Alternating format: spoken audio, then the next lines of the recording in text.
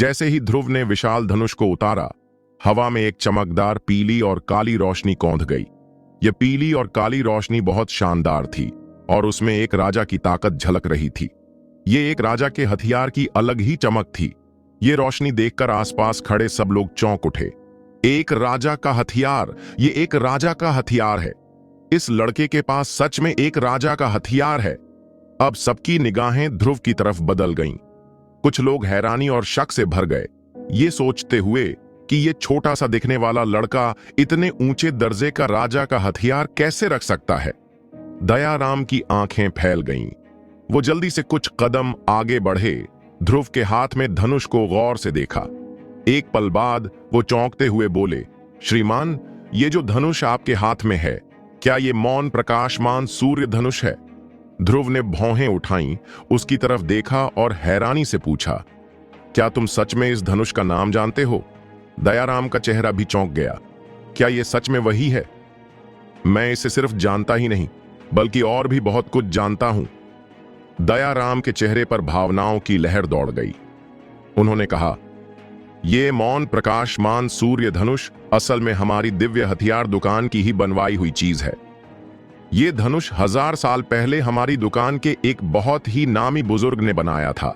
वो एक जबरदस्त हथियार बनाने वाला था। उसने दिव्य शस्त्र दुकान के लिए कई जबरदस्त हथियार बनाए थे और ये मौन प्रकाशमान सूर्य धनुष उन सब में सबसे बेहतरीन है। लेकिन बाद में ये धनुष एक रहस्यमयी आदमी ने बहुत ऊंचे दाम देकर खरीद लिया था। तब से इसका कोई पता नहीं चला। मुझे बिल्कुल उम्मीद नहीं थी कि ये आज फिर सामने आ जाएगा। वो थोड़ा गहरी सांस लेते हुए बोले, ये एक नाम वाला धनुष है। तो ये एक नाम वाला धनुष है। सबके चेहरे हैरानी से भर गए। एक नाम वाला राजा का हथियार किसी साधारण राजा के हथियार से कहीं ज्यादा कीमती होता है। चाहे दोनों ही प्रथम श्रेणी के राजा के हथियार हों, लेकिन एक नाम वाले हथियार की कीमत बिना नाम वाले से कम 10 गुना ज्यादा होती है। नाम का मतलब होता है कि इसे पहले किसी बहुत ही ताकतवर इंसान ने चलाया है और यह भी दिखाता है कि इसमें कुछ खास ताकत होती है। देखने में दोनों हथियार एक जैसे लग सकते हैं, लेकिन उनकी ताकत में जमीन आसमान का फर्क होता है। उसी समय एक और प्रबंधक आया और हैरानी से बोला, ये कोई तलवार, भाला, दरांती या कुल्हाड़ी नहीं है, ये तो एक धनुष है। बिल्कुल सही। सबको जैसे एकदम से समझ आ गया, मानो अभी अभी ध्यान आया हो। ये उनकी गलती नहीं थी, बस वे सब देखकर हैरान रह गए थे। अगर दुर्लभता और कीमत की बात करें तो धनुष उस श्रेणी का सबसे कीमती हथियार माना जाता है। कारण सीधा है, धनुष की पहुंच बहुत ज्यादा होती है। कई मार्शल कलाकार तीरंदाजी सीखते हैं, लेकिन ऊंचे रैंक के धनुष बहुत कम मिलते हैं। इस बीच योगेंद्र के नौजवान मालिक योगेंद्र मेहता के चेहरे पर गहरी गंभीरता छा गई। उसे समझ तो नहीं आ रहा था कि चल क्या रहा है, लेकिन उसे थोड़ा बहुत अंदाजा जरूर हो गया था। दूसरी ओर अविनाश ने ध्रुव को हैरानी और अविश्वास से घूरते हुए धीरे से बुदबुदाया, ये कैसे हो सकता है? उसके पास इतना बढ़िया हथियार कहां से आया? उसी समय दरवाजा फिर से खुला और एक सफेद बालों वाला बूढ़ा आदमी धीरे धीरे अंदर आया। उसे देखते ही दयाराम और बाकी लोगों ने झुककर नम्रता से कहा, नमस्ते प्रबंधक। चारों तरफ फुसफुसाहट शुरू हो गई। ये दिव्य हथियार दुकान का प्रबंधक है। हाँ, ये आदमी बहुत ताकतवर है और पूरी दुकान का इंचार्ज है। सुना है कि ये खुद भी बहुत शक्तिशाली है। दरअसल यहां का शोर शराबा सुनकर प्रबंधक खुद आ गए थे। उन्होंने हाथ हिलाकर कहा, इतना औपचारिक मत बनो। फिर वो ध्रुव के पास गए और मुस्कुराते हुए बोले, श्रीमान, क्या आप मुझे अपना धनुष दिखा सकते हैं? ध्रुव ने सिर हिलाया। जरूर। प्रबंधक ने राजा का वह हथियार अपने हाथ में लिया। उसे ध्यान से देखा। उनके चेहरे के भाव पहले बिल्कुल शांत थे, फिर धीरे धीरे हैरानी में बदल गए और फिर जोश से भर गए। उन्होंने मौन प्रकाशमान सूर्य धनुष को हाथ में पकड़ा, लेकिन उनके हाथ कांप रहे थे। बोलते हुए भी उनकी आवाज कांप रही थी। ये सच में मौन प्रकाशमान सूर्य धनुष है। इस पर जो नाम लिखा है, जो नक्काशी है, जो गहरे रंग इसमें हैं, ये सब मास्टर हीरालाल की बनाई चीजें हैं। ये बिना शक के असली है। ये वही मौन प्रकाशमान सूर्य धनुष है जिसे मास्टर हीरालाल ने 18 साल की मेहनत से बनाया था। मास्टर हीरालाल ने जब यह धनुष बनाया, उसके बाद वे शांत होकर बैठ गए और वहीं चल बसे। मरते वक्त उनके हाथ में ये मौन और सूर्य का धनुष था और उनके चेहरे पर मुस्कान थी। उन्होंने अपने शिष्यों से कहा था, ये धनुष मेरी पूरी जिंदगी की कला का निचोड़ है। फिर वे अचानक मुड़े, ध्रुव की ओर जोश भरी नजरों से देखा और जोर से बोले, श्री ध्रुव, ये मौन और सूर्य का धनुष हमारे हथियार व्यापार के लिए बहुत खास है। कृपया इसे हमें दे दीजिए। ध्रुव ने श्री योगेंद्र की तरफ देखा और मुस्कुराकर बोला, मैं भी इसे बेचने की सोच रहा हूं। मुझे इसकी जरूरत नहीं है, बस ये नहीं पता कि आप इसकी क्या कीमत दे सकते हैं। प्रबंधक ने उत्साह से कहा, कीमत की बात तो की जा सकती है। इस तरह के प्रथम श्रेणी के राजा के हथियार के बदले हम उतने ही रैंक के 5 हथियार दे सकते हैं। और अगर आप इसे बेचना ही चाहते हैं, उन्होंने मुस्कुराते हुए कहा, तो हम इसके बदले 30,000 गगनगर्भ पत्थर देने को तैयार हैं। क्या 30,000 गगनगर्भ पत्थर? ये सुनते ही आसपास खड़े लोग हैरानी से ठंडी सांस लेने लगे। सबके चेहरे चौंक गए। 30,000 गगनगर्भ पत्थर? ओ भगवान, ये तो 3 दूसरे दर्जे के पूरे परिवार की दौलत के बराबर है। सही बात है, अगर किसी के पास 10,000 गगनगर्भ पत्थर की संपत्ति है तो वो दूसरे दर्जे का बहुत अमीर परिवार माना जाता है। 30,000 का मतलब है कि आप कम से कम 5-6 प्रथम श्रेणी के राजा के हथियार खरीद सकते हैं। मतलब जो धनुष ये लड़का लाया है वो कितना कीमती है। हा हा हा, इस बार तो मिस्टर योगेंद्र की बुरी तरह बेइज्जती हो गई। बिल्कुल, अभी कुछ देर पहले वहीं उसे नीचा दिखा रहा था, ये कहकर कि ध्रुव नाम की ये लड़की 5 पत्थर भी नहीं निकाल सकती। और अब उसने पलक झपकते ही इतना कीमती हथियार निकाल लिया। किसी ने होंठ सिकोड़ते हुए ताना मारा। हालांकि योगेंद्र परिवार ने अपनी बेटी की शादी दैत्यवीर परिवार के तीसरे बेटे से कराने की सोची थी, लेकिन अगर पूरी योगेंद्र फैमिली की दौलत भी जोड़ लें तो शायद ये धनुष उसके आधे के बराबर भी ना हो। योगेंद्र मेहता का चेहरा एकदम भद्दा हो गया। उसका चेहरा पीला और नीला हो गया और आंखों में शर्म और गुस्सा दोनों थे। उसे लग रहा था जैसे उसके चेहरे पर किसी ने दर्जनों थप्पड़ जड़ दिए हों। उसी वक्त ध्रुव ने उसकी ओर देखा। उसके मुंह के कोने पर हल्की सी मुस्कान थी। उसने धीरे से हाथ में धनुष लहराया और कहा, श्री योगेंद्र, आपने सुना अभी प्रबंधक ने क्या कहा? देखिए, अब तो बस मुझे मुंह खोलना है और मुझे सीधे 30,000 गगनगर्भ पत्थर मिल सकते हैं। तो क्या मैं इतना गरीब लग रहा हूं कि 5 पत्थर भी नहीं निकाल सकता? ध्रुव की आवाज में ताना और मजाक साफ झलक रहा था। उसके पास खड़े लोग योगेंद्र मेहता को देखकर जोर से हंस पड़े, जैसे किसी मजेदार तमाशे पर हंसी आ रही हो। योगेंद्र मेहता गुस्से से पागल हो गया। वह चिल्लाया, अरे बदमाश, कौन जानता है ये शाही हथियार तुझे कहां से मिला? उसने ताना मारा, मुझे शक है कि तूने इसे चुराया है। ये किसी भी सही तरीके से नहीं मिला होगा। उसका चेहरा उतर गया और उसने ध्रुव का अपमान किया। ध्रुव मुस्कुराया और बोला, तुम्हें कैसे पता कि उसने इसे चुराया है? जरूर, मुझे पता है। अपनी कमजोर ताकत के साथ तुम इस धनुष को रखने के लायक कैसे हो सकते हो? वो मुस्कुराते हुए आगे बढ़ा, अपनी मुट्ठियां रगड़ते हुए, और ठंडे स्वर में बोला, अरे नीच इंसान, मैं तुम्हें अब भी सबक सिखाता हूं। यह देखकर कि वो पैसे के मामले में ध्रुव से नहीं जीत सकता, उसने उसे ताकत के मुकाबले की चुनौती देने का सोच लिया। ध्रुव ने भौहें चढ़ाईं, आधा मुस्कुराते हुए बोला, ओह, तुम्हारी इज्जत चली गई है, इसलिए तुम गुस्से में हो और मुझ पर हमला करने को तैयार हो, है ना? उसने योगेंद्र मेहता को घूरा और ठंडे स्वर में बोला, बाहर निकलो। क्या? तुमने क्या कहा? योगेंद्र मेहता के जवाब देने से पहले ही अविनाश उसके पास से कूद पड़ा। ध्रुव की ओर उंगली उठाते हुए उसने गाली दी, अरे नीच इंसान, ऐसी बातें कहने की तुम्हारी हिम्मत कैसे हुई? क्या तुम्हें योगेंद्र मेहता की औकात का अंदाजा भी है? मैं तुमसे कह रहा हूं, योगेंद्र मेहता की हैसियत तुमसे 10,000 गुना ज्यादा है। तुम उसके सामने चींटी जैसे हो। योगेंद्र मेहता के बारे में ऐसा बोलने की तुम्हारी हिम्मत कैसे हुई? क्या तुम्हें यकीन है कि योगेंद्र मेहता तुम्हें दिव्य युग शाही शहर से जिंदा निकलने देगा? उसका थूक उड़ रहा था। ध्रुव ने उस पर तंज कसते हुए कहा, मुझे ये नहीं पता, लेकिन इतना जरूर पता है कि अगर तुमने फिर से मुझ पर इस तरह उंगली उठाई तो मैं तुम्हें बर्बाद कर दूंगा। उसकी आवाज में बर्फ जैसी ठंडक थी। ध्रुव की ठंडी नजर से मिलते ही अविनाश कांप गया। उसकी रीढ़ में सिहरन दौड़ गई, लेकिन फिर वो गुस्से में भर गया। मैं इससे कैसे डर सकता हूं? फिर उसने और भी ठंडे स्वर में कहा, ठीक है नीच इंसान, लोगों को अपने शब्दों की कीमत चुकानी पड़ती है। तुमने योगेंद्र मेहता का अपमान किया, अब तुम मरो। योगेंद्र मेहता ने ध्रुव को घूरा। उसकी आंखों में तिरस्कार की चमक थी। अरे नीच इंसान, मुझसे ऐसे बात करने की तुम्हारी हिम्मत कैसे हुई? क्या तुम जानते हो मैं कौन हूं? मेरी बहन दैत्यवीर परिवार के तीसरे बेटे की पत्नी है। मेरी हैसियत तुमसे हजारों गुना बड़ी है। अभी घुटनों के बल झुककर माफी मांगो, शायद मैं दया कर दूं।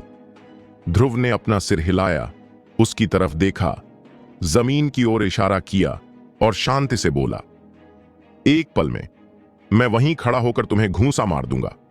योगेंद्र मेहता के चेहरे पर गौर तिरस्कार दिख रहा था और वो जोर से हंस पड़ा, लेकिन अचानक उसकी हंसी थम गई। ध्रुव की आकृति चमकी, उसका शरीर गायब हो गया और अगले ही पल वो उसके सामने खड़ा था। उसने डरकर नीचे देखा और ध्रुव को वहीं खड़ा पाया जहां उसने इशारा किया था। फिर उसने देखा एक विशाल मुक्का उसकी तरफ बढ़ रहा है और वो उसकी आंखों के सामने बड़ा होता जा रहा था।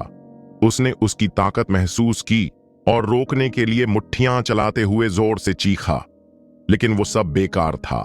ध्रुव के घूंसे ने उसके हमले को चूर चूर कर दिया, फिर सीधे उसके चेहरे पर जाकर लगा। उसने एक तीखी चीख मारी और हवा में उड़ गया।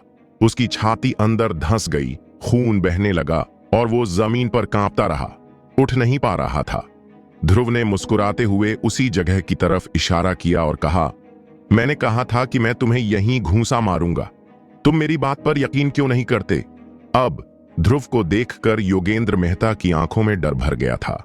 फिर ध्रुव धीरे धीरे उसके पास गया, उसकी तरफ देखा और फुसफुसाया, अब भी तुम्हें लगता है कि तुम मुझसे ज्यादा ताकतवर हो? योगेंद्र मेहता, जो अब भी डरे हुए मुंह से कांप रहा था, चिल्लाया, ध्रुव रुक जा, दैत्यवीर परिवार तुम्हें छोड़ेंगे नहीं। सच में? तो क्या मुझे तुम्हें अभी छोड़ना नहीं चाहिए? ये कहते हुए ध्रुव ने अपना पैर उसके गले पर रख दिया और धीरे धीरे नीचे दबाने लगा। योगेंद्र मेहता का चेहरा लाल हो गया, उसकी सांसें बंद हो गईं। वो सिर्फ सांस छोड़ पा रहा था, अंदर नहीं ले पा रहा था। उसकी आंखों के सामने तारे घूमने लगे और उसे लगा कि अब वो मरने वाला है। मौत का साया उसके ऊपर मंडरा रहा था। दर्द, निराशा और डर उसके अंदर भर गए थे। उसी पल उसे एहसास हुआ कि हरे कपड़े पहने इस लड़के ने सच में उसे मारने की हिम्मत की है। वो बुरी तरह कांप उठा। उसके गले से एक कराहती हुई माफी निकली और आंखों में याचना सी चमक आई। ध्रुव ने धीरे से अपना पैर हटा लिया, मुस्कुराया और बोला, मिस्टर योगेंद्र, अब कौन किसे छोड़ने नहीं देगा? तुम मुझे नहीं छोड़ोगे या मैं तुम्हें नहीं छोड़ रहा? योगेंद्र मेहता ने कांपती आवाज में जल्दी से कहा, मैं हूं, मैं, तुम मुझे छोड़ दो। तुम मुझे अपने बाएं गाल पर और फिर दाएं गाल पर मारने पर मजबूर क्यों कर रहे हो? तुम इतने बुरे क्यों हो? ध्रुव मुस्कुराया और उसे घूरते हुए बोला, तुमने कहा था कि तुम अमीर हो और मैंने कहा था कि तुम गगनगर्भ पत्थर के 5 टुकड़े नहीं निकाल सकते, तो मैं तुम्हारे पैसे से तुम्हारे चेहरे पर थप्पड़ मारूंगा। मैं एक धनुष निकालूंगा जो तुम्हारी पूरी हवेली की दौलत के बराबर होगा। तुमने कहा कि तुम्हारे पास ताकत है, तो मैं तुम्हारी ताकत से तुम्हारे चेहरे पर थप्पड़ मारूंगा। मैं तुम्हें एक हथेली से मारूंगा और तुम्हारे घटिया से युवा मालिक को भागने दूंगा। ध्रुव का चेहरा अचानक ठंडा और गुस्से से भर गया और वो चिल्लाया, यहां से जल्दी भागो। हाँ, मैं जा रहा हूं, अभी जा रहा हूं। योगेंद्र मेहता ने सिर हिलाया और झुककर जल्दी से वहां से निकल गया। जाते हुए उसने पीछे मुड़कर ध्रुव को गहरी नजर से देखा। उसकी आंखों में बदले की आग थी। जाहिर है वो ध्रुव के हाथों ऐसे अपमानित होने के लिए तैयार नहीं था। वो बदला लेना चाहता था। फिर ध्रुव ने अविनाश की ओर देखा। इससे पहले कि ध्रुव कुछ कहता, अविनाश के पैर कांपने लगे और वो घुटनों के बल जमीन पर गिर गया। उसने ध्रुव को देखा और बार बार झुकते हुए बोला, ध्रुव, मैंने माउंट ताई को नहीं पहचाना। प्लीज मुझे माफ कर दो और परेशान मत करो। ध्रुव ने उसकी तरफ देखे बिना हल्की हंसी में ठंडेपन से मुस्कुराया। मुख्य प्रबंधक ने अविनाश की ओर देखा, भौहें चढ़ाईं और हल्के से कहा, हमारे सैनिकों के हथियारों के नियम क्या कहते हैं? किसी मेहमान की चापलूसी मत करो, किसी मेहमान को नीचा मत समझो, किसी को कम मत आंखो और लोगों का मूल्य उनके दिखावे से मत तय करो। और तुमने योगेंद्र मेहता का पक्ष लेने के लिए बिना सोचे समझे मास्टर ध्रुव की निंदा की। तुम्हारा अपराध क्या है? अविनाश घबरा गया और झुक गया। प्रबंधक ने धीरे से कहा, तुम्हारी 6 महीने की तनख्वाह काट लो और एकांतवास में जाकर अपनी गलती सुधारो। अविनाश ने शीदे को धन्यवाद कहा और शर्मिंदगी में वहां से चला गया। तभी प्रबंधक ने ध्रुव की ओर उत्सुकता से देखा। ध्रुव मुस्कुराया और बोला, तो जैसा आपने कहा, इस मौन प्रकाशमान सूर्य धनुष की कीमत 30,000 गगनगर्भ रत्नों की होगी। उसे गगनगर्भ रत्नों की सख्त जरूरत थी। ड्रैगन वशीकरण अर्हत सूत्र में हर अगली प्रगति के साथ कठिनाई दोगुनी होती जा रही थी। ड्रैगन वशीकरण अर्हत सूत्र के दूसरे रैंक तक पहुंचने के लिए कम से कम 10,000 गगनगर्भ रत्नों की जरूरत थी, यानी 100 गुना ज्यादा। ध्रुव के पास इतने रत्न अब भी कहां से आते? ये एक अच्छा मौका था। ठीक है, ठीक है, ठीक है, प्रबंधक ने जोश से भरे चेहरे के साथ कहा। वो ध्रुव के लिए गगनगर्भ पत्थर लाने का आदेश देने ही वाला था कि ध्रुव मुस्कुराया और बोला, जरूरी नहीं है, मुझे अभी तलवार चुननी है, उसके बाद बात करेंगे। ठीक है, प्रबंधक ने सिर हिलाया, कुछ और कहा और फिर वहां से चला गया। ऊंचे पद और रुतबे के कारण वो पूरे समय ध्रुव के साथ नहीं रह सकता था। जैसे जैसे ध्रुव तलवारें देखता रहा, लोग उसे थोड़ी जिज्ञासा, थोड़ा डर और थोड़े सम्मान से देखते रहे।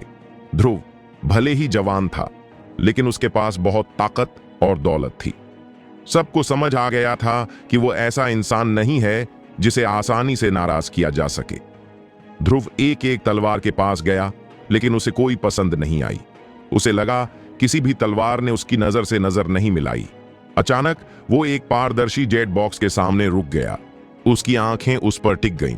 बॉक्स में एक बहुत बड़ी तलवार रखी थी, करीब 7 फुट लंबी और दरवाजे के पैनल जितनी चौड़ी। वो बेहद भारी और काली थी, जिससे जरा भी रोशनी नहीं निकल रही थी। देखने में तो वो किसी रद्दी धातु के टुकड़े जैसी लग रही थी। ध्यान से देखने पर उस पर हल्के नीले भूरे निशान थे, लेकिन कुछ भी खास नहीं, एकदम साधारण सी लग रही थी।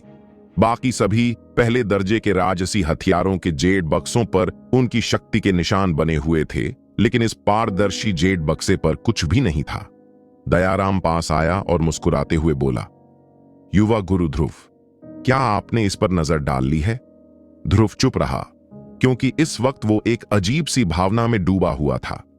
जेड बॉक्स के पार से उसे उस भारी तलवार में एक अजीब सी लय महसूस हुई। जैसे ही उसने वो लय महसूस की, उसके शरीर के अंदर मौजूद ड्रैगन वशीकरण अर्हत प्रकाश मोती ने हल्की गूंज की आवाज निकाली और सफेद रोशनी की एक चमक फूटी। ड्रैगन वशीकरण अर्हत प्रकाश मोती उस तलवार से जुड़ता हुआ लग रहा था। ध्रुव का दिल तेजी से धड़कने लगा। वो मुड़ा और जोर से बोला, मुझे यही तलवार चाहिए। पास खड़े दयाराम ने समझाने की कोशिश की, युवा गुरु ध्रुव, मैं आपको सोच समझकर फैसला लेने की सलाह दूंगा। भले ही ये तलवार भी पहले दर्जे का राजा का हथियार है, लेकिन इसमें कोई खास बात हमें नहीं मिली।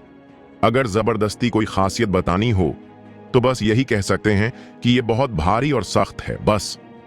वो उसे और समझाने ही वाला था कि ध्रुव ने सिर हिलाकर कहा, मुझे यही चाहिए। उसने ऊपर देखा और जेड बॉक्स पर लिखे 5 बड़े अक्षर पढ़े, कश्यप प्रतिज्ञा भंग करने वाला ब्लेड। कश्यप, ये 2 शब्द पढ़ते ही ध्रुव का पूरा शरीर कांप गया। ऐसा लगा जैसे उसके मुंह से निकले ये शब्द अचानक आकाश में बिजली की लहरें बनकर उसके दिल पर वार करेंगी। ऐसा भी लगा कि कहीं किसी बहुत ताकतवर प्राणी की नजर उस पर न पड़ जाए। उसका दिल इतनी जोर से धड़क रहा था कि जैसे अभी सीना फाड़कर बाहर आ जाएगा। ध्रुव ने जल्दी से अपना मुंह बंद कर लिया। उन 2 शब्दों के बारे में दोबारा सोचने की भी हिम्मत नहीं हुई। वो धीरे से बुदबुदाया, आज्ञाओं का उल्लंघन, आचारों का उल्लंघन, साफ नियम कानून, ये सब बौद्ध धर्म से जुड़े लगते हैं। और जब मैं ये दो शब्द पढ़ता हूं तो लगता है कि ये भी बौद्ध धर्म से ही जुड़े हैं। इस ब्लेड का बौद्ध धर्म से कुछ रिश्ता जरूर है और शायद मुझसे भी। आज का दिन भी जैसे किस्मत का हिस्सा है। लेकिन तभी उसकी नजर उन 5 शब्दों के नीचे लिखे 3 छोटे शब्दों पर पड़ी। नकल। नकल। ध्रुव ने भौहें चढ़ाईं और चुपचाप बगल में खड़े दयाराम की ओर देखा। दयाराम ने हल्के से कड़वाहट भरी मुस्कान दी और बोला, युवा गुरु ध्रुव, इसी वजह से मैंने आपको इसे न खरीदने की सलाह दी थी। कश्यप ब्लेड को दुनिया की सबसे बेहतरीन कलाकृतियों में गिना जाता है, जो राजा के हथियारों से भी ऊंचा दर्जा रखता है। हमारे जैसे देश में ऐसा असली ब्लेड हो ही नहीं सकता। ये बस उसकी एक नकल है। हजारों साल पहले हमारी दिव्य हथियार की दुकान के एक फोर्जिंग मास्टर को अचानक एक ख्याल आया और उन्होंने इसे बनाया। इसमें कुछ ताकत तो है, लेकिन सच कहूं तो ये लेने लायक नहीं है, क्योंकि इसकी कीमत थोड़ी ज्यादा है। ध्रुव ने पूछा, कितनी ज्यादा? 27,000 गगन गर्भ पत्थर तय कीमत है, कोई मोलभाव नहीं। ध्रुव ने भौहें चढ़ाईं। ये कीमत एक आम पहले दर्जे के राजा के हथियार से 5 गुना ज्यादा थी। वाकई बहुत ज्यादा थी। लेकिन उस समय उसके दिल में जो धड़कन और वो अजीब सी भावना थी, उसे याद करके ध्रुव ने फौरन कहा, मैं इसे किसी भी कीमत पर खरीदूंगा। उसका फैसला देखकर दयाराम ने और कुछ कहने की कोशिश नहीं की। 15 मिनट बाद ध्रुव दिव्य हथियार की दुकान से बाहर आया। इस वक्त उसकी पीठ पर एक गहरी काली चौड़ी तलवार लटक रही थी, करीब 7 फुट लंबी और दरवाजे के पैनल जितनी चौड़ी, बिल्कुल ध्रुव के आधे शरीर जितनी। उसकी गोल्डन ड्रैगन रिंग में अब बस 3000 गगन गर्भ पत्थर बचे थे। 1 घंटे बाद एक बैंगनी सुनहरे रंग का रथ दिव्य हथियार की दुकान के बाहर गड़गड़ाता हुआ आकर रुका। तभी उसमें से एक लाल कपड़े पहने युवक बाहर निकला। लंबे आग जैसी लाल बाल हवा में लहरा रहे थे। उसके चारों ओर लपटें घूम रही थीं, एक डरावनी आभा फैला रही थीं। 100 मीटर के दायरे में गर्मी फैल गई। लाल कवच पहने दर्जनों गार्ड्स ने उसे घेर रखा था। लाल बालों वाला युवक बाहर आया और जोर से चिल्लाया, वो घटिया ध्रुव कहां है? उसे बाहर निकालो। उसकी आवाज गूंज गई, जिससे पूरी दिव्य हथियार की दुकान हिल उठी। एक पल बाद एक आकृति सामने आई, दयाराम। वो पास आया, न तो डरते हुए और न ही चापलूसी करते हुए, बस मुस्कुराकर बोला, तो ये युवा गुरु लोकेश हैं। मैं हैरान हूं कि आप हमारे दिव्य हथियार की दुकान में क्यों आए हैं। पता चला कि ये आदमी कोई और नहीं, बल्कि दैत्यवीर परिवार का तीसरा बेटा लोकेश यादव था। लोकेश यादव ने ठंडे स्वर में कहा, मुझसे चालाकी मत करो, ध्रुव को सौंप दो। दयाराम मुस्कुराया और बोला, ध्रुव? तो आप उसे ढूंढ रहे हैं? वो तो यहां से जा चुका है। क्या? चला गया? लोकेश यादव ने आंखें सिकोड़कर उसे घूरा। दयाराम मुस्कुराया और बोला, मिस्टर लोकेश, आप खुद सोचिए, क्या मैं इतना बेवकूफ हूं कि आपसे झूठ बोलूं? लोकेश यादव ने ठंडी सांस ली। यही तो है। वो मुड़ा और वहां से चला गया। जाते जाते बस एक ठंडी बात कह गया, ध्रुव, मेरा इंतजार करना, मैं तुम्हें छोड़ूंगा नहीं। आज निचले सदन की प्रतियोगिता का दिन था। ध्रुव गरिमामय नीले कपड़े पहने हुए चौक पर पहुंचा। सैकड़ों लोग पहले से वहां इकट्ठा थे, सभी पहले साल के छात्र। जो प्रतियोगिता में हिस्सा नहीं ले रहे थे, वो भी देखने के लिए आए थे। सब मंच के नीचे जमा थे और आपस में धीरे धीरे बात कर रहे थे। जैसे ही ध्रुव वहां पहुंचा, कई लोगों ने उसकी ओर इशारा किया और बड़बड़ाने लगे। उनकी आंखों में तिरस्कार झलक रहा था। देखो, वो हार चुका ध्रुव आ गया है। हाँ, कितना जल्दी आ गया है। लगता है मरने के लिए बेताब है। हाय, ये तो हारने वाला है। सच में मौत को न्योता दे रहा है। इस मुकाबले में 32 लोगों में से ये सबसे कमजोर है। पता नहीं इसे आत्मविश्वास कहां से आता है। भीड़ की हंसी चलती रही, लेकिन ध्रुव ने ऐसा दिखाया जैसे कुछ सुना ही नहीं। वो बस धीरे धीरे सामने की तरफ बढ़ता गया। उस वक्त चौक के बीच एक पत्थर का मंच खड़ा था। उसके चारों तरफ 16 अखाड़े बने हुए थे। ये 16 मंच, जो बड़े बड़े पत्थरों से बने थे, बहुत ही मजबूत लग रहे थे। उन पर कुछ जादुई आकृतियां चमक रही थीं, जो शायद उन्हें टूटने से बचा रही थीं। उसी वक्त बीच वाले मंच पर एक आदमी सीधा खड़ा था। उसके कपड़ों पर पहाड़ और समुद्र के निशान बने थे। उसने भीड़ की तरफ मुंह करके धीरे से कहा, मैं जीवन मिश्रा हूं, निचले सदन का मुखिया। जैसे ही उसने ये कहा, पूरा हॉल चुप हो गया। फिर उसने हाथ नीचे किए और धीरे से बोला, जिन 32 लोगों ने नाम लिखा है वो सामने आए। हां, भीड़ ने जोर से जवाब दिया। फिर 32 लोग सामने आए और एक लाइन में खड़े हो गए। सबने एक दूसरे की तरफ देखा और हर किसी की आंखों में दुश्मनी साफ दिख रही थी। और बिना किसी शक के जब उनकी नजर ध्रुव पर पड़ी तो उनके चेहरे पर घोर तिरस्कार साफ झलक रहा था। ये घटिया लड़का, क्या ये हमारे साथ मुकाबला करने लायक है? इससे लड़ना तो हमारी बेइज्जती है। एक गोरे सख्त चेहरे वाले लड़के ने ठंडी आवाज में कहा। उसकी भौहें और होंठ पतले थे। उसकी नजर बहुत तेज और घमंडी थी।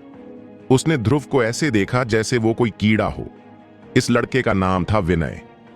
उसके पास ही एक दाढ़ी वाला लड़का खड़ा था। उसने भी ध्रुव को घूरा और उसकी आंखों में तिरस्कार भरी चमक थी। वो हंसते हुए बोला, भाई, मैं तो यही चाहता हूं कि मेरा मुकाबला ध्रुव से हो जाए। हाँ, अगर मैं उसके सामने आया तो समझो जीत पक्की है। पास खड़ा एक और लड़का भी हंसते हुए बोला, हाँ, मुझे भी ऐसा ही लगता है। दाढ़ी वाले ने घूर कर कहा, मेरे साथ लड़ने का सपना मत देखो। फिर वो ध्रुव की तरफ देखकर चिल्लाया, क्यों ना हम दोनों आमने सामने हो? चिंता मत करो, मैं दया करूंगा और तुम्हें नहीं मारूंगा। आखिरकार तुम जैसे कमजोर लोग तो अब मिलते भी नहीं। थोड़ा खेलूंगा, फिर खत्म कर दूंगा। उसके चेहरे पर एक ऐसी मुस्कान थी जैसे बिल्ली चूहे से खेल रही हो।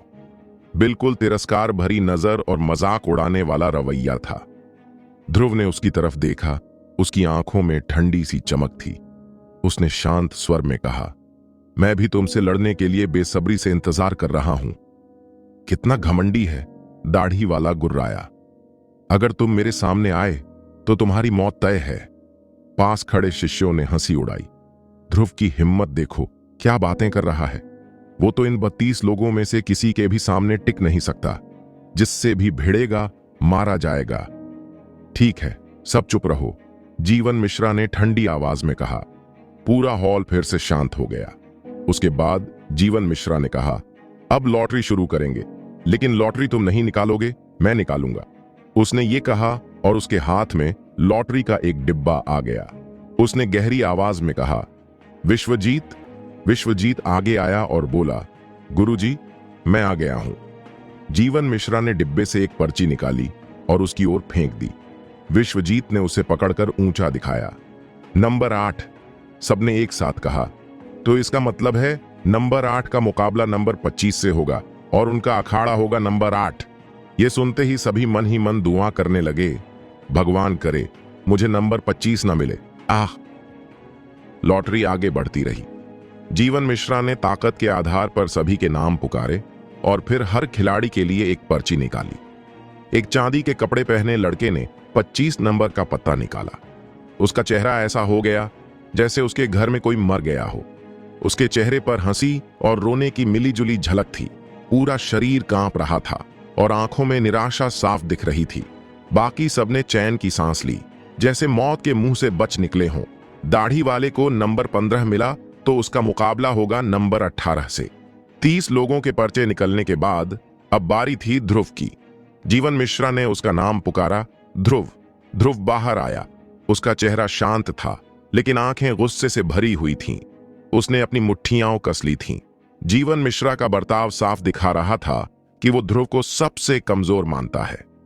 ध्रुव के मन में एक आवाज गूंजी, तुम सब मुझे नीची नजर से देखते हो, है ना? मेरी ताकत को बेकार समझते हो, है ना? मुझे सबसे कमजोर समझते हो, है ना? ठीक है, थोड़ा इंतजार करो। अगले 5 मुकाबलों में मैं तुम सबको जवाब दूंगा। मैं तुम सबको मजबूर कर दूंगा कि मेरी इज्जत करो। मैं दिखाऊंगा कि निचले सदन में असली ताकतवर कौन है। ध्रुव के बाहर आने के बाद दाढ़ी वाला जोर से हंसा और बोला, अब लॉटरी की जरूरत नहीं है। मैंने सबके नंबर नोट किए हैं, बस 18 नंबर खाली है। हाँ, ध्रुव 18 नंबर पर है। अब ये मेरा शिकार है। वो खुशी से पागल हो गया, जैसे कोई खजाना मिल गया हो। वो सबके सामने बोला, देखो सब लोग, मैं ही पहला हूं जो दूसरे राउंड में पहुंचेगा। मुझे बधाई दो। उसका रवैया बहुत तिरस्कार वाला था। उसे पूरा यकीन था कि ध्रुव कुछ भी नहीं कर सकता। वो सब पर हंस रहा था। कई शिष्य झुककर बोले, बधाई हो भाई कपिल देव, बधाई हो कनिष्ठ भाई कपिल देव, दूसरे राउंड में पहुंचने के लिए। आसपास खड़े लोग भी हंस पड़े और जाहिर है ध्रुव ही उनका मजाक उड़ाने का केंद्र था। ध्रुव ने कपिल देव को घूरा। उसके होंठ थोड़े से मुड़े हुए थे और नजर में ठंडक और गुस्सा दोनों थे। जीवन मिश्रा ने चिल्लाकर कहा, रिंग नंबर 1 बनाम number 32, ring number 2, ring number 8, number 8 बनाम number 25, ring number 15 Kapil Dev बनाम ध्रुव। अब ध्रुव को पता चल गया था कि उस दाढ़ी वाले का नाम है कपिल देव। दोनों 15 नंबर रिंग में आमने सामने 5 मीटर की दूरी पर खड़े थे। कपिल देव ने ध्रुव की ओर देखा और बोला, ध्रुव, मैं तुझे सलाह देता हूं कि हार मान ले। अगर तू अभी हार मान लेगा तो मैं तुझे ज्यादा चोट नहीं पहुंचाऊंगा, बस एक हाथ पैर तोड़ दूंगा। कम से कम तू जिंदा तो रहेगा। ध्रुव ने उसकी ओर देखा और मुस्कुराते हुए बोला, अगर मैं तुझे नहीं जानता तो क्या होगा? अगर तू हार नहीं मानेगा तो फिर मर जाएगा। मैं तुझे जरूर मार डालूंगा, कपिल देव ने खतरनाक आवाज में कहा। ध्रुव ने पास खड़े जीवन मिश्रा की ओर देखा और गहरी आवाज में पूछा, गुरुजी, क्या इस प्रतियोगिता में लोग मारे जा सकते हैं? जीवन मिश्रा ने धीरे से कहा, हां। कपिल देव हंसा और बोला, क्या बात है ध्रुव, अभी से डर गया? मुकाबला शुरू भी नहीं हुआ और तू मरने से डर रहा है? हाँ, अफसोस की बात है। तुझे यह जानकर दुख होगा कि अगर मैं तुझे मार दूं तो कोई सजा नहीं मिलेगी, इसलिए मैं तेरी जान नहीं बख्शूंगा। ध्रुव ने उसकी ओर देखा और हल्के से कहा, तू गलत समझा। मैं बस ये पक्का करना चाहता था कि अगर मैंने तुझे मार दिया तो मुझे सजा ना मिले। क्या? कपिल देव हैरान रह गया और बोला, तू पागल हो गया है? क्या तुझे लगता है तू मेरा मुकाबला कर सकता है? सपना देखना बंद कर। इस वक्त चौक पर 16 अखाड़े बने हुए थे और हर अखाड़े के आसपास बहुत सारे लोग और शिष्याएं थीं। बहुत चहल पहल थी। तभी एक हल्के पीले रंग की आकृति भीड़ में से तेजी से निकली। वो एक मंच के पास आई, ऊपर देखा और वहां बैठे 2 लोगों को गौर से देखा। एक नजर में ही उसके चेहरे पर निराशा झलक आई और वो धीरे से दूसरे मंच की ओर बढ़ गई। उसके इस रूप को देखकर दर्शकों की भीड़ उमड़ पड़ी। व्यूह विद्या गुरुकुल में शुरू से ही कुछ महिला शिष्याएं थीं और ये हल्के पीले कपड़े वाली लड़की काफी अलग लग रही थी। साफ था कि वो निचले दरबार की नहीं है। तो फिर अगर वो व्यूह विद्या गुरुकुल में है और निचले दरबार से नहीं, तो फिर या तो वो ऊपरी दरबार से होगी या फिर मध्य दरबार से। कई लोग उसकी तरफ इशारा करते हुए धीरे धीरे बातें करने लगे और उसका मकसद समझने की कोशिश करने लगे। ये लड़की कौन है? पहले कभी नहीं देखी इसे। नहीं भाई, ये तो ऊपर या मिडिल क्लास से ही होगी। बहुत बूढ़ी नहीं लगती, तो लग रहा है कि मिड क्लास की सीनियर स्टूडेंट है। इतनी छोटी है, फिर भी हमारी सीनियर है। जरूर इसमें बहुत टैलेंट होगा। इतनी कम उम्र में ही व्यूह विद्या गुरुकुल में एडमिशन मिल गया होगा। भीड़ तरह तरह की बातें कर रही थी। सबके मन में थोड़ा डर भी दिख रहा था। सबको लग रहा था कि वो कोई बहुत ताकतवर सीनियर सिस्टर है और ऊपर से वो दिखने में भी बहुत खूबसूरत थी। तो कुछ लोगों के मन में अजीब अजीब ख्याल भी आने लगे। जब वो पीले कपड़े वाली लड़की वहां से गुजरी तो उसने सिर ऊंचा करके और छाती तान कर अपने आप को जितना सुंदर और खास दिखा सकती थी दिखाने की कोशिश की। लेकिन अफसोस, सामने वाला तो जैसे अंधा ही था। वो लड़की किसी की तरफ देख भी नहीं रही थी। वो तो बस अखाड़ों के बीच बेचैनी से घूम रही थी, जैसे किसी को ढूंढ रही हो। उसे ऐसे घूमते देख जो लड़के जानबूझकर उसे इंप्रेस करने के लिए एक्टिंग कर रहे थे, वो तुरंत मायूस हो गए। ये सीनियर सिस्टर यहां क्या करने आई है? लग रहा है किसी को ढूंढ रही है। हाँ, कोई तो ढूंढ रही है और शायद वो इस मुकाबले में हिस्सा ले रहा होगा, वरना वो अखाड़ों के पास क्यों घूमती? किसी ने समझदारी से बात कही। तभी एक लड़के के चेहरे पर जलन दिखने लगी। उसने कड़वाहट से कहा, इस प्रतियोगिता में तो सारे लड़के ही हैं। हे भगवान, मुझे तो पता ही नहीं था कि हमारी क्लास में कोई ऐसा भी है जो किसी बड़ी बहन को पटाने की काबिलियत रखता है। उसकी आंखों में जलन साफ दिख रही थी। तभी पीले कपड़े वाली लड़की की आंखें चमक उठीं। उसने एक अखाड़े की तरफ देखा और जल्दी से वहां चली गई। वो कद में छोटी थी, भीड़ में उसे देख पाना और मुश्किल हो रहा था। जैसे उसे डर हो कि अखाड़े के लोग उसे न देख लें, वो उछल कूद करने लगी, हाथ हिलाने लगी और चिल्लाई, ध्रुव, ध्रुव। ध्रुव ने अचानक अपना नाम सुना, मुड़कर देखा तो भीड़ में हल्के पीले कपड़े में एक प्यारी सी लड़की उसे देखकर मुस्कुरा रही थी। ध्रुव के होंठ थोड़े हिले और उसने धीरे से कहा, निखिल, तुम यहां हो? भाई ध्रुव, मैं तुम्हारी प्रतियोगिता में क्यों नहीं आती? अंकित ने मुस्कुराकर कहा। उसने ये बात बड़ी सहजता से, बिना कोई दिखावा किए, बहुत ही हल्के अंदाज में कही, लेकिन फिर उसे थोड़ी शर्म आ गई। उसका चेहरा लाल हो गया। उसे लगा जैसे सब लोग उसी को देख रहे हैं। एक अजीब सा एहसास हुआ जिससे वो बहुत शर्मिंदा हो गई और उसने तुरंत सिर नीचे कर लिया। काफी देर बाद उसने धीरे से सिर उठाया और बहुत हल्की आवाज में कहा, भाई ध्रुव, तुम्हें पूरी कोशिश करनी चाहिए, तुम जरूर जीतोगे। हालांकि उसकी आवाज बहुत धीमी थी, लेकिन ध्रुव ने साफ साफ सुना। वो मुस्कुराया और बोला, निखिल, चिंता मत करो। उसने अपने सामने खड़े विरोधी की तरफ इशारा करते हुए शांत और गंभीर आवाज में कहा, ऐसे इंसान से निपटने के लिए एक हाथ ही काफी है। मुझे तो दूसरी चाल की जरूरत भी नहीं पड़ेगी। मैं तुझे बाद में मार डालूंगा। हाँ। अंकित ने भारी आवाज में सिर हिलाया। उसे हमेशा से ही ध्रुव पर पूरा भरोसा था। ध्रुव के सामने खड़ा कपिल देव ये सुनकर गुस्से से भर गया। उसने ठंडी मुस्कान के साथ गुस्से में कहा, ध्रुव, मैं कसम खाता हूं, तुझे तेरे घमंड की बहुत भारी कीमत चुकानी पड़ेगी।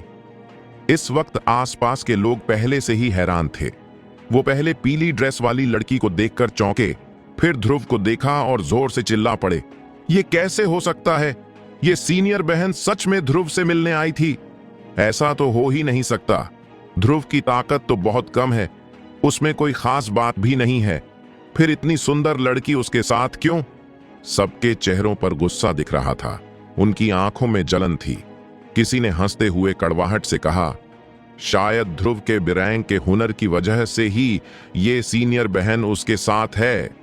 इतना कहकर उसके चेहरे पर एक गंदी सी मुस्कान आ गई और उसके आसपास के कुछ लोग भी हंसने लगे। ये सुनकर अंकित का चेहरा गुस्से से लाल हो गया। उसने उस आदमी की तरफ इशारा किया। उसका चेहरा गुस्से से भर गया और वो बोली, तुम ऐसा कैसे कह सकते हो? ये बात वापस लो। वो हमेशा से ही शर्मीली और थोड़ी डरपोक थी। गुस्से में भी उसकी आवाज धीमी और कांपती हुई लग रही थी। वो लड़का किसी बदमाश की तरह लग रहा था, तो वो उससे क्यों डरता? उसने हंसते हुए कहा, बड़ी बहन, तुम ध्रुव के साथ क्यों हो? वो तो एक लूजर है, उसमें न ताकत है न कोई काबिलियत। अभी तो हार ही रहा है, आगे और भी हारेगा। उसके साथ रहकर क्या मिलेगा? मेरे साथ चलो ना। मैं दिव्य युग शाही शहर के कनौजिया परिवार में पैदा हुआ हूं। मैं कनौजिया परिवार का सबसे बड़ा बेटा हूं। आगे चलकर मुझे फैमिली का सारा बिजनेस मिलेगा। मुझ में उससे ज्यादा ताकत है, ज्यादा काबिलियत है और मेरी इज्जत भी उससे कहीं ज्यादा है। उसके पीछे चलने से अच्छा है मेरे पीछे चलो।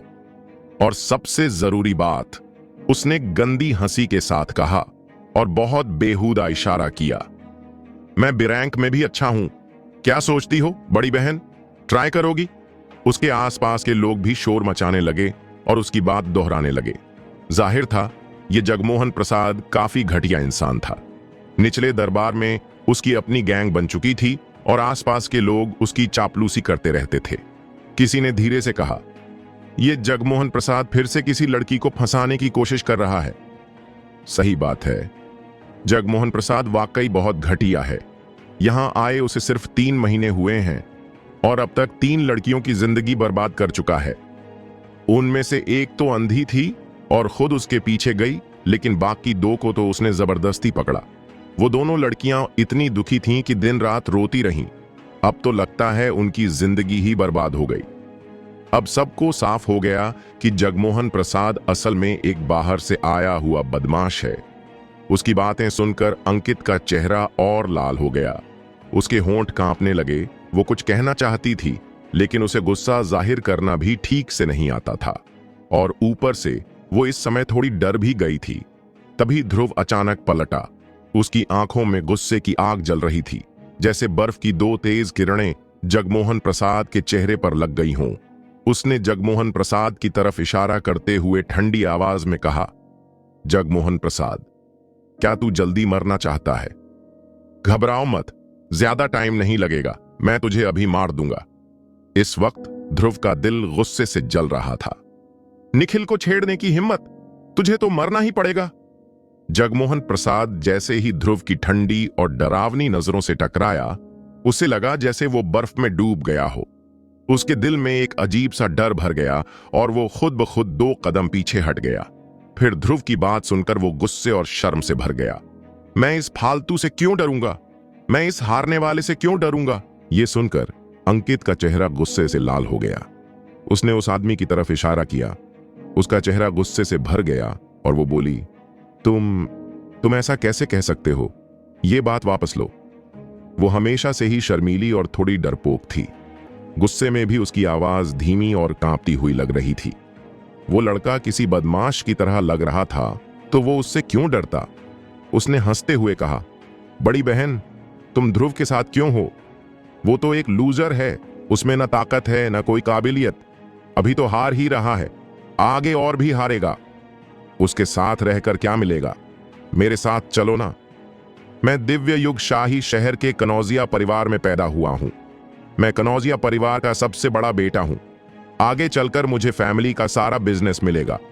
मुझ में उससे ज्यादा ताकत है, ज्यादा काबिलियत है और मेरी इज्जत भी उससे कहीं ज्यादा है।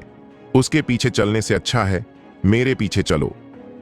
और सबसे जरूरी बात, उसने गंदी हंसी के साथ कहा और बहुत बेहूदा इशारा किया, मैं बिरैंक में भी अच्छा हूं। क्या सोचती हो बड़ी बहन, ट्राई करोगी? उसके आसपास के लोग भी शोर मचाने लगे और उसकी बात दोहराने लगे। जाहिर था ये जगमोहन प्रसाद काफी घटिया इंसान था। निचले दरबार में उसकी अपनी गैंग बन चुकी थी और आसपास के लोग उसकी चापलूसी करते रहते थे। किसी ने धीरे से कहा, यह जगमोहन प्रसाद फिर से किसी लड़की को फंसाने की कोशिश कर रहा है। सही बात है, जगमोहन प्रसाद वाकई बहुत घटिया है। यहां आए उसे सिर्फ 3 महीने हुए हैं और अब तक 3 लड़कियों की जिंदगी बर्बाद कर चुका है। उनमें से एक तो अंधी थी और खुद उसके पीछे गई, लेकिन बाकी 2 को तो उसने जबरदस्ती पकड़ा। वो दोनों लड़कियां इतनी दुखी थीं कि दिन रात रोती रहीं। अब तो लगता है उनकी जिंदगी ही बर्बाद हो गई। अब सबको साफ हो गया कि जगमोहन प्रसाद असल में एक बाहर से आया हुआ बदमाश है। उसकी बातें सुनकर अंकित का चेहरा और लाल हो गया। उसके होंठ कांपने लगे। वो कुछ कहना चाहती थी, लेकिन उसे गुस्सा जाहिर करना भी ठीक से नहीं आता था और ऊपर से वो इस समय थोड़ी डर भी गई थी। तभी ध्रुव अचानक पलटा। उसकी आंखों में गुस्से की आग जल रही थी, जैसे बर्फ की 2 तेज किरणें जगमोहन प्रसाद के चेहरे पर लग गई हों। उसने जगमोहन प्रसाद की तरफ इशारा करते हुए ठंडी आवाज में कहा, जगमोहन प्रसाद, क्या तू जल्दी मरना चाहता है? घबराओ मत, ज्यादा टाइम नहीं लगेगा, मैं तुझे अभी मार दूंगा। इस वक्त ध्रुव का दिल गुस्से से जल रहा था। निखिल को छेड़ने की हिम्मत, तुझे तो मरना ही पड़ेगा। जगमोहन प्रसाद जैसे ही ध्रुव की ठंडी और डरावनी नजरों से टकराया, उसे लगा जैसे वो बर्फ में डूब गया हो। उसके दिल में एक अजीब सा डर भर गया और वो खुद ब खुद 2 कदम पीछे हट गया। फिर ध्रुव की बात सुनकर वो गुस्से और शर्म से भर गया। मैं इस फालतू से क्यों डरूंगा? मैं इस हारने वाले से क्यों डरूंगा? जानकार ने आगे बताया, ये औषधि खजाना पैवेलियन भी शिष्यों ने ही शुरू किया था, लेकिन सुना है इनकी पहचान बहुत ऊपर तक है, तभी ये थोड़ा बेईमानी भी कर जाते हैं। किसी ने पूछा, इन दोनों पर कितना कितना दांव मिल रहा है? शर्त वाले आदमी ने हंसते हुए कहा, कपिल देव पर 3 गुना मिलेगा और ध्रुव पर 300 गुना। क्या? ये सुनते ही सब थोड़ी देर के लिए चौंक गए, फिर सब जोर जोर से हंसने लगे। ये साफ था कि शर्त वाले लोग ध्रुव के बारे में बहुत ही निराश थे। उनके हिसाब से ध्रुव की जीत की संभावना कपिल देव की तुलना में बस 1% ही थी, तभी तो 300 से 1 का इतना बड़ा फर्क था। आ जाओ, जल्दी से दांव लगाओ। अगरबत्ती जलने के बाद कोई दांव नहीं लगेगा, ये मौका फिर नहीं मिलेगा। शर्त वाले लोग चिल्लाए। सबने अपने अपने दांव लगाने शुरू कर दिए और हैरानी की बात यह थी कि सब कपिल देव के लिए दांव लगा रहे थे। मैंने गगन गर्भ पत्थर का एक टुकड़ा लगाया है और शर्त का राजा कपिल देव ही जीतेगा। मैंने तो 3 टुकड़े लगाए हैं और मेरा भी यही मानना है कि कपिल देव ही जीतेगा। हाँ, शालिनी, तुम तो हमेशा बड़ा दांव लगाते हो। इस बार क्या ध्रुव पर नहीं लगाओगे? देखो, 300 का फायदा है। बकवास, शालिनी नाम का शिष्य तिरस्कार से बोला। मैं जुआ जरूर खेलता हूं, पर बेवकूफ नहीं हूं। साफ दिख रहा है कि ध्रुव हार जाएगा। उस पर दांव लगाऊंगा तो सब कुछ खो बैठूंगा। 300 की तो छोड़ो, 3000 भी दे दो, तब भी उस पर दांव नहीं लगाऊंगा। वो जीत ही नहीं सकता। सबकी ये बातें सुनकर अंकित का चेहरा धीरे धीरे लाल पड़ गया। उसने अपनी आंखें फैला दी, चेहरा गुस्से से भर गया और छोटी छोटी मुट्ठियां कस लीं। तुम लोग भाई ध्रुव के बारे में ऐसा क्यों कह रहे हो? वो अचानक दांत भींचते हुए आगे बढ़ी, जेड प्लेट के पास पहुंची और अपना छोटा सा खूबसूरत पर्स निकाला जिस पर मैंड्रिन बत्तख और हरे पानी की कढ़ाई थी। उसने पर्स उल्टा किया, गिनती की और उसमें से 3 गगनगर्भ पत्थर और 100 टुकड़े निकाले। उसने जब ये सब अपने हाथ में लिया तो उसके चेहरे पर साफ दिख रहा था कि उसे इन्हें खोने का बहुत दुख हो रहा था, क्योंकि ये सब उसका खुद का सामान था। लेकिन आखिर में उसने दांत भींचे, हिम्मत की और ध्रुव की तरफ दांव रख दिया। वो पहली इंसान थी जिसने ध्रुव की जीत पर दांव लगाया था। ये देखकर सब चौंक गए। सबकी नजरें अब अंकित पर थीं। उसकी ये हरकत, जो उसने पूरी हिम्मत के साथ की थी, अब उसे शर्मिंदगी महसूस करा रही थी। उसने जल्दी से सिर नीचे किया और एक कोने में जा छिपी। उसके आसपास के लोगों के चेहरों पर मजाक उड़ाने वाले भाव थे। हाय, ये छोटी बहन कितनी भोली है। जब कोई भी ध्रुव पर दांव नहीं लगाता, ये अकेली लगाती है। हाँ, क्या प्यार दिखाने से कुछ बदल जाएगा? आखिर में तो सब कुछ हार ही जाएगी। तभी एक अजनबी चेहरा वहां दिखा। सब चौंक गए, जैसे कभी उसे देखा ही ना हो। साफ था कि वो निचले सदन से नहीं था। वो आगे आया, 10 गगनगर्भ पत्थर निकाले और चुपचाप ध्रुव के लिए दांव लगा दिया। मैंने ध्रुव की जीत पर दांव लगाया है, उसने धीरे से कहा। सब फिर चौंक गए। फिर सबने सिर हिलाते हुए कहा, एक और अंधा आदमी आ गया। सब उसका मजाक उड़ाने लगे। अंकित पहले तो चुप रही, लेकिन जब सब ध्रुव का मजाक उड़ाने लगे तो वो गुस्से से भर गई। उसने सिर उठाया और सबको घूरते हुए कहा, भाई ध्रुव के बारे में ऐसा बोलने की हिम्मत मत करना। भाई ध्रुव जरूर जीतेंगे। अब अगरबत्ती पूरी तरह जल चुकी थी और तभी जीवन मिश्रा की आवाज गूंजी, अब मुकाबला शुरू होता है। जैसे ही ये बोला गया, ध्रुव ने अचानक अपनी आंखें खोलीं और उसकी आंखें एकदम तेज चमकने लगीं। आसपास के लोगों ने जब उसकी ये हालत देखी तो सब चौंक गए। ऐसा लग रहा था जैसे कोई शेर जो बहुत वक्त से पिंजरे में बंद था, अब बाहर आ गया हो, खतरनाक और ताकतवर। कपिल देव, जो सामने बैठा था, उसने भी ध्रुव में बदलाव महसूस किया। वो थोड़ा घबराया, पर फिर भी बोला, तू मुझे डराना चाहता है, हरामखोर। ध्रुव ने ठंडे लहजे में बस 2 शब्द बोले, मर जा। और फिर वो हवा में उछला और कपिल देव की तरफ हथेली से वार किया। ध्रुव अब फट पड़ा था। इतने समय तक खुद को रोके रखने के बाद अब वो फुल पावर में आ गया था। कपिल देव को उसकी हथेली की ताकत महसूस हुई और वो चिल्लाया, ये कैसे हो सकता है? तेरी ताकत मुझसे ज्यादा कैसे हो सकती है? ध्रुव के होठों पर एक हल्की सी मुस्कान थी। अपनी कुत्ते जैसी आंखें खोल और देख, मैं कितना ताकतवर हूं। ये कहते हुए उसकी हथेली कपिल देव के ओर पास पहुंच गई। कपिल देव के पास ना तो छिपने की जगह थी, न बचने का कोई तरीका। उसे अब सामना करना ही था। उसने एक मरते जानवर की तरह चीख मारी और दोनों मुट्ठियां कसकर वार किया। दोनों में जोरदार टक्कर हुई और अगले ही पल सबने देखा कि कपिल देव वहीं जम गया, बिल्कुल हिल नहीं रहा था। ध्रुव ने मुस्कुराते हुए कहा, मैंने कहा था, सिर्फ एक हाथ और एक चाल से तुझे हरा सकता हूं। अब मानता है? कपिल देव ने मुश्किल से सिर हिलाया और बोला, मुझे विश्वास है। सब हैरान थे कि आखिर हुआ क्या। तभी कपिल देव की आंखों में बहुत गहरा पछतावा दिखा। अगले ही पल उसका शरीर एक जोर के धमाके के साथ फट गया। बस खून की एक धुंध रह गई, उसका शरीर पूरी तरह गायब। इस समय अंकित अभी बोल ही रही थी। उसके चेहरे पर गुस्सा साफ दिख रहा था। फिर यह गुस्सा धीरे धीरे हैरानी में बदला और फिर खुशी में। ध्रुव ने मुड़कर मुस्कुराते हुए अंकित को देखा और कहा, निखिल, जब तुम मुझसे इतनी उम्मीद रखती हो तो मैं तुम्हें कैसे निराश कर सकता हूं? क्या? सभी ने एक साथ कहा। ध्रुव ने सच में कपिल देव को मार डाला? क्या ध्रुव वाकई में एक 6 सितारा मार्शल किंग मध्य चरण का मास्टर है? अभी तो उसने मंच के बीच में 6 सितारा मार्शल राजा जैसी ताकत दिखाई। मतलब ये तो शुरू से ही दिखावा कर रहा था, जैसे कोई सीधा साधा हो, लेकिन अंदर से तो बाघ निकला। जैसे ही उन्होंने ध्रुव को देखा, उनकी आंखें हैरानी से भर गईं। प्रतिभा परीक्षण के बाद यह पहली बार था जब ध्रुव ने निचले सदन के इतने सारे शिष्यों के सामने अपनी ताकत दिखाई थी। जैसे ही उसने एक चाल चलाई, सब चौंक गए और उसे नए नजरिए से देखने लगे। इस वक्त जब सब ध्रुव को देख रहे थे, तो पहले जो तिरस्कार उनके चेहरे पर था, वो अब पूरी तरह से गायब हो गया था। उसकी जगह अब बस हैरानी थी। असल में किसी को यह नहीं पता था कि ध्रुव ने अब तक अपनी असली ताकत दिखाई ही नहीं थी। अगर वो दिखा देता तो लोग सिर्फ डरते नहीं, बल्कि शायद डर के मारे मर ही जाते। ध्रुव खुद अपनी पूरी ताकत नहीं दिखाना चाहता था, इसलिए उसने अपनी ताकत को बस 6 सितारा मार्शल राजा के मध्य रैंक तक सीमित रखा। लेकिन इतनी ताकत भी कपिल देव को खत्म करने के लिए काफी थी। सब हक्के बक्के रह गए। ध्रुव के अखाड़े के आसपास खड़े शिष्य चौंके हुए थे। शर्त के स्वर्ग मंडप के लोग भी दंग रह गए थे। यहां तक कि ऊपर मंच पर बैठे जीवन मिश्रा भी हैरान रह गए।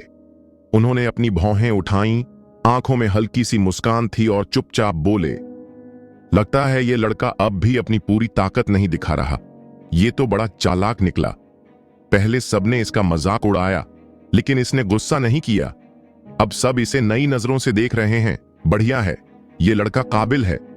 इस पूरी घटना के बाद जीवन मिश्रा की ध्रुव को लेकर सोच बदल गई। उसे अब एहसास हुआ कि ध्रुव अभी भी अपनी पूरी ताकत नहीं दिखा रहा है। मंच पर बाकी लोग भी हैरान थे। सबकी नजरें ध्रुव पर टिकी थीं। अभी तो लड़ाइयां शुरू भी नहीं हुई थीं, लेकिन ध्रुव की लड़ाई तो बिजली की तरह आई और गई भी। इस वक्त हर कोई ध्रुव को थोड़ा डरे हुए अंदाज में देख रहा था। तो इसकी ताकत इतनी ज्यादा है? कुछ शिष्यों ने मन ही मन सोचा, शायद ये भी 6 सितारा मार्शल राजा के मध्य चरण में ही है। इसकी ताकत मेरे जितनी या शायद कम ही है।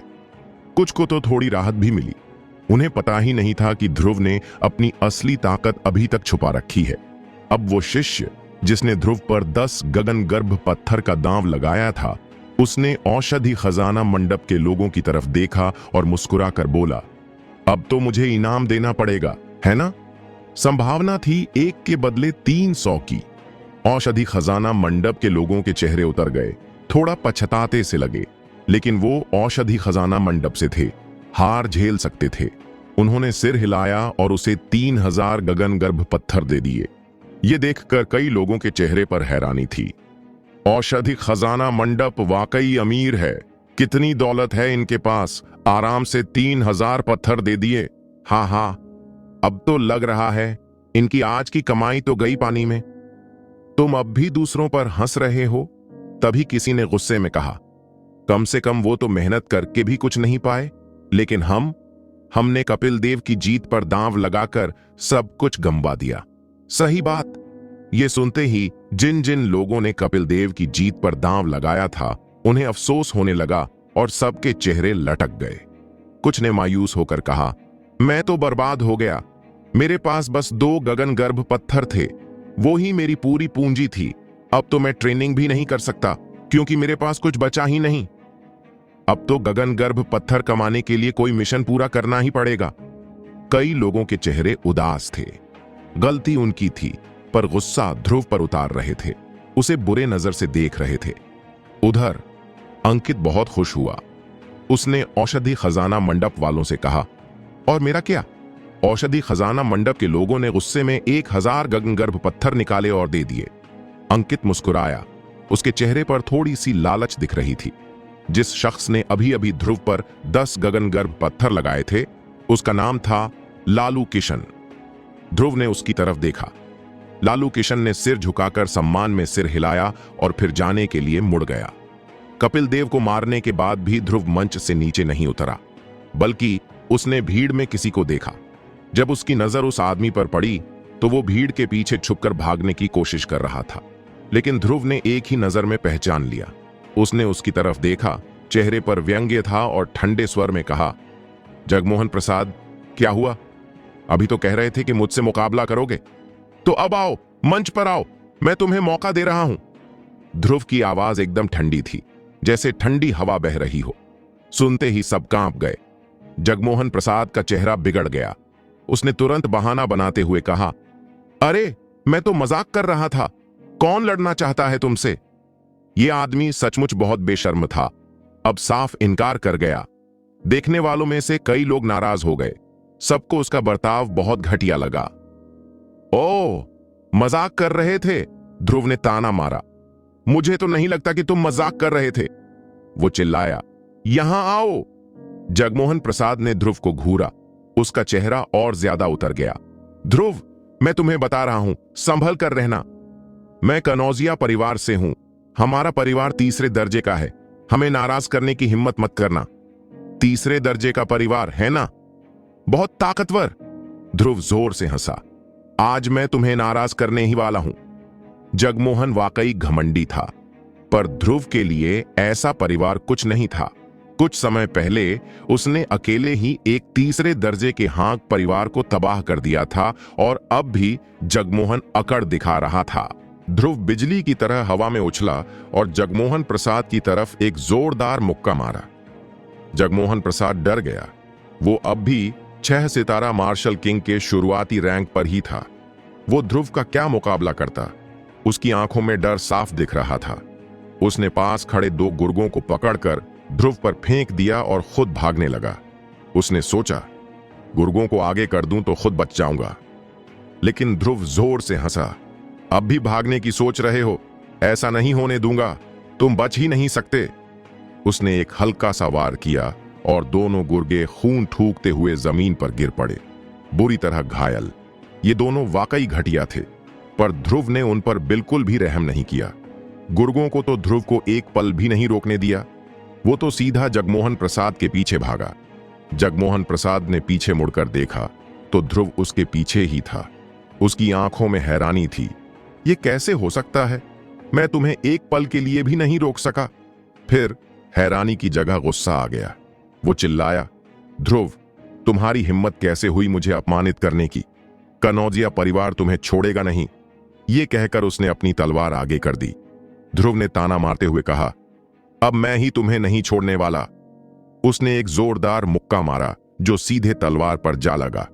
मुक्का इतना जबरदस्त था कि तलवार चकनाचूर हो गई। फिर ध्रुव ने अपनी मुट्ठी को पंजे में बदला और जगमोहन प्रसाद का गला पकड़ लिया। एक झटके से वो उसे उठाकर वापस रिंग में ले आया और जोर से पटका। जगमोहन प्रसाद को इतनी जोर से फेंका गया कि उसे खून की उल्टी हो गई और वो बुरी तरह चीख पड़ा। ये नजारा ऐसा था जैसे कोई चील आसमान से सीधा जमीन पर उतरी हो, इतनी तेजी से कि देखने वालों को भी कुछ समझ नहीं आया। ध्रुव ने जगमोहन प्रसाद को घूरते हुए ठंडे अंदाज में कहा, जगमोहन प्रसाद, अब घुटनों के बल बैठकर निखिल से माफी मांग, मैं तेरी जान बख्श दूंगा। उसने अंकित की तरफ इशारा किया। तू चाहता है कि मैं माफी मांगूं? तू सपना देख रहा है। जगमोहन प्रसाद इस वक्त भी जिद पर अड़ा हुआ था। उसे लग रहा था कि ध्रुव कभी कनौजिया परिवार को नाराज करने की हिम्मत नहीं करेगा। ओ, तू माफी नहीं मांगना चाहता? ध्रुव ने चेहरे पर हल्की सी तिरछी मुस्कान लाते हुए अचानक एक जोरदार लात मारी, सीधे उसके बाएं घुटने पर। जगमोहन प्रसाद अचानक एक तीखी चीख के साथ बोला, आह, मेरा पैर, मेरा पैर, तूने सच में मेरा पैर तोड़ दिया। कनौजिया परिवार तुझे माफ नहीं करेगा। ध्रुव ने उसे घूरा और ठंडी आवाज में बस 2 शब्द कहे, माफी मांग। जगमोहन प्रसाद जोर से दहाड़ा, तू सपना देख रहा है। इससे पहले कि वो सपना पूरा बोल पाता, ध्रुव ने फिर से एक लात मारी, इस बार उसके दाएं घुटने पर, और वो भी टूट गया। अब जगमोहन प्रसाद और नहीं टिक सका। वो घुटनों के बल गिर पड़ा। उसकी टूटी हुई हड्डी जमीन से टकराई और दर्द से वो लगभग बेहोश हो गया। ध्रुव हल्के से मुस्कुराया और बोला, अब माफी मांगेगा? जगमोहन प्रसाद की आंखों में अब घमंड नहीं था, बस डर था। ऐसा डर जैसे वो किसी राक्षस को देख रहा हो। उसने हार मान ली। वो स्तब्ध था। उसकी आवाज कांप रही थी, तू, तेरी हिम्मत कैसे हुई? ध्रुव दहाड़ा। माफी मांग। जगमोहन प्रसाद डर से कांपने लगा और जल्दी से पत्थर के चबूतरे पर सिर पटक दिया। अंकित को प्रणाम करते हुए बोला, बड़ी बहन, मुझसे गलती हो गई, मैं माफी मांगता हूं। प्लीज ध्रुव से कह दो कि मुझे माफ कर दे। वो रोने लगा, चिल्लाया, आंसू और नाक बह रहे थे। बहुत बुरा हाल था उसका। अंकित डरी हुई थी और थोड़ा घबराई भी, लेकिन कहीं ना कहीं उसे बहुत अच्छा भी लग रहा था। उसने ध्रुव की तरफ देखा, जो हल्की सी ठंडी मुस्कान के साथ खड़ा था। माफी मांग ली, अब बाहर निकल। ये कहकर उसने उसे एक लात मारी और वो उड़ता हुआ बाहर जा गिरा। जगमोहन प्रसाद दूसरों की मदद से मुश्किल से खड़ा हुआ, फिर अपनी दुम दबाकर आवारा कुत्ते की तरह चला गया। जाने से पहले उसने पलटकर ध्रुव को घृणा से देखा। उसकी आंखों में गुस्सा और बदला साफ झलक रहा था। ध्रुव ने जगमोहन प्रसाद को इतनी बुरी तरह हराया था कि सबको उसकी असली ताकत का एहसास हो गया। अब कोई उसका विरोध करने की हिम्मत नहीं कर रहा था। यह दौर की लड़ाई ध्रुव की तरफ से सबसे जल्दी खत्म हो गई थी। अगली सबसे तेज लड़ाई 8वें दौर में विश्वजीत और उसके विरोधी के बीच हुई। ध्रुव को अपने विरोधी को इतनी आसानी से हराते देख विश्वजीत ने होंठ थोड़े सिकोड़ लिए, फिर अपनी तलवार घुमाई। तलवार की परछाइयों की बौछार हो गई। उनका विरोधी बस एक झलक ही देख पाया था, फिर जोर से चीखा और खून से लथपथ जमीन पर गिर पड़ा, गंभीर रूप से घायल। शुक्र था जान बच गई। मतलब साफ था, विश्वजीत ने थोड़ी दया दिखा दी थी, वरना वो उसे मार ही सकता था। बाकी दौरों में कुछ लोग जल्दी लड़े, कुछ थोड़े धीरे। जिन दो लोगों ने पहले ध्रुव का मजाक उड़ाया था, उन्होंने भी अपने अपने विरोधियों को हरा दिया, लेकिन उनसे काफी समय लग गया। उनकी ताकत बस औसत सी थी। कम से कम ध्रुव की नजर में वो मुर्गी कुत्ते से ज्यादा कुछ नहीं थे। अब ध्रुव को उनके नाम पता चल गए थे। जिसने सबसे पहले उसे ताना मारा था, उसका नाम विनय था। जिसने कपिल देव की बात दोहराई थी, उसका नाम राशिद था। विनय, राशिद। ध्रुव ने उनकी तरफ देखा। उसके चेहरे पर हल्की सी व्यंग्य भरी मुस्कान थी। तुम दोनों संभल कर रहना, मेरे सामने मत आना। ध्रुव ऐसा इंसान था जो साफ साफ फर्क करता था दोस्त और दुश्मन में। जिसने भी उसे नीचा दिखाने की कोशिश की, उसे इसकी कीमत चुकानी ही पड़ती। 1 घंटा बाद सारे अखाड़ों की लड़ाइयां खत्म हो गईं और 16 विजेता चुन लिए गए। इन 16 में से लगभग 10, जैसे ध्रुव और विश्वजीत, बिना चोट के बच गए थे। बाकी 6 में से 3 को हल्की चोट लगी, 2 बुरी तरह घायल हुए और एक की हालत इतनी बुरी थी कि वो मरते मरते बचा। ध्रुव ने पहले ध्यान नहीं दिया था, लेकिन अब उसकी भौहें तन गईं। इन 16 लोगों में उसने एक दुबले पतले सांवले रंग के लड़के को देखा, जो किसी एलियन जैसा लग रहा था। अब उसे उसका नाम भी पता चल गया था। जीवन मिश्रा ने भीड़ की तरफ देखा और ऐलान किया, आज की प्रतियोगिता खत्म हो गई है, अगला राउंड कल शुरू होगा। सबने सिर हिलाया और जाने लगे। तभी ध्रुव अचानक मुड़ा और विनय और राशिद की तरफ देखते हुए ठंडी आवाज में बोला, तुम दोनों, उम्मीद है कि मुझसे मिलने तक कुछ राउंड और जीत लोगे। खास तौर से तू विनय, उम्मीद है तेरा सफर बिना अड़चन के चले, ताकि मैं तुझे सबक सिखा सकूं, असली ताकतवर कौन है और बेकार कौन। विनय का चेहरा कई बार बदला, बहुत खराब लगने लगा, लेकिन वो कुछ बोलने की हिम्मत नहीं कर पाया। अभी कुछ देर पहले ये लोग ध्रुव को घमंड से देख रहे थे, अब वही ध्रुव उनसे घमंड से बात कर रहा था और वो चुप थे, क्योंकि यही थी ध्रुव की ताकत, उसका डर। अब विनय को ध्रुव को नाराज करने का पछतावा हो रहा था और राशिद को भी। ध्रुव हंसा और जाने के लिए मुड़ गया। ताकत ही सब कुछ है। जैसे ही ध्रुव अपने आंगन के पास पहुंचा, उसने पीछे तेज कदमों की आवाज सुनी। उसने मुड़कर देखा, अंकित उसका पीछा कर रही थी। ध्रुव ने भौं उठाई और मुस्कुराया, निखिल, तू यहां क्यों? अंकित का चेहरा एकदम शर्म से लाल हो गया। उसने सिर नीचे कर लिया, कपड़ों का कोना मरोड़ने लगी। समझ नहीं पा रही थी कि क्या कहे। उसे खुद नहीं पता था क्यों, लेकिन वो किसी तरह उसके पास आ गई थी। अंकित को ध्रुव के पास होने, उसे देखने से बस एक अलग सी खुशी मिल रही थी, लेकिन जब उससे वजह पूछी गई तो वो कुछ बता नहीं पाई। ध्रुव ने उसकी झिझक और शर्म को देखा और मुस्कुराते हुए बोला, चलो, अच्छा मौका है मेरे घर आने का। मेरा घर थोड़ा साधारण है, अगर कुछ कमी लगे तो नाराज मत होना। अंकित ने जल्दी से सिर हिलाया। मुझे गुस्सा क्यों आएगा? वो खुश हो गई थी। ध्रुव का उसे अपने घर लाने का मतलब था वो उस पर भरोसा करता है। ध्रुव उसे अपने छोटे से आंगन में ले गया। अंकित ने चारों तरफ देखा और बोली, ध्रुव, इतना बड़ा आंगन, तू अकेला रहता है? क्या तेरे गुरु और शिष्य नहीं रखते? ध्रुव ने हल्की सी ठंडी मुस्कान दी। रखे थे काफी लोगों को, लेकिन अब सिर्फ मैं ही बचा हूं। अंकित ने जीभ काटी और दोबारा कुछ पूछने की हिम्मत नहीं की। फिर ध्रुव उसे विंग रूम में ले गया, बैठने को कहा और एक गिलास पानी पकड़ाया। वो हंसते हुए बोला, इसे मामूली मत समझो, मैं भी यही पानी पीता हूं।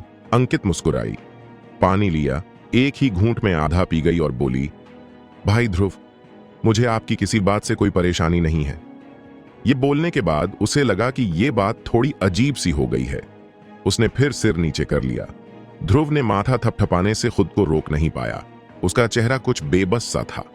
ये सीनियर सिस्टर ध्रुव हर तरह से बहुत अच्छी थी, बस बहुत शर्मीली थी, हमेशा सिर नीचे और चुप। दोस्तों, आपको यह एपिसोड कैसा लगा हमें कमेंट करके जरूर बताएं और इस वीडियो को लाइक और शेयर करना ना भूलें। चलिए मिलते हैं एक नए एपिसोड के साथ।